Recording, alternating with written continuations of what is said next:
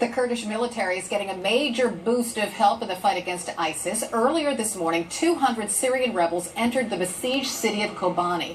Armed with weapons like mortars and heavy machine guns, they're expected to fight side by side with Kurdish troops. In the meantime, Turkey says it will allow Iraqi Peshmerga forces to enter the city through its border to help reinforce Kurdish fighters. All of this as a unique faction of the YPG ramps up the fight against ISIS. We're talking about female soldiers. Let's bring in CNN's Ivan Watson. He's in Erbil to tell us more. Good morning.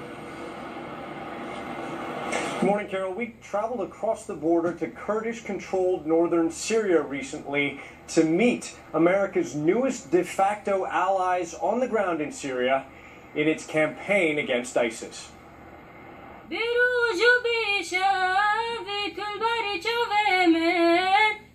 Don't be fooled by the pretty song.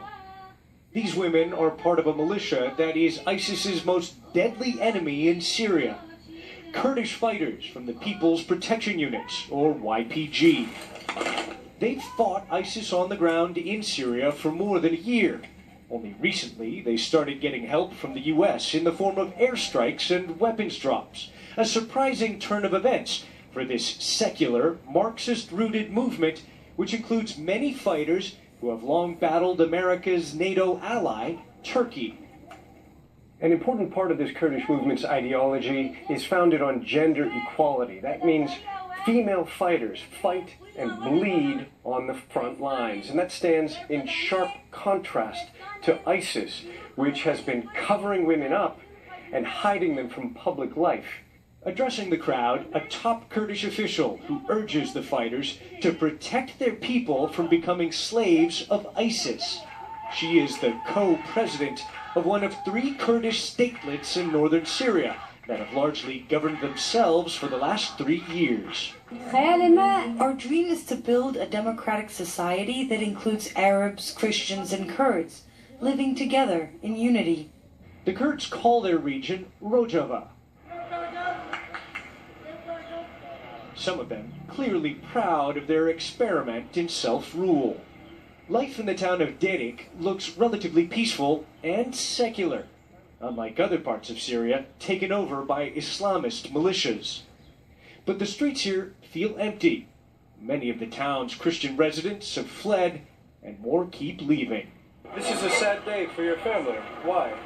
Yes, because they will go out from our country. Peter Issa's tearful mother and sister wave goodbye from inside a 1954 DeSoto.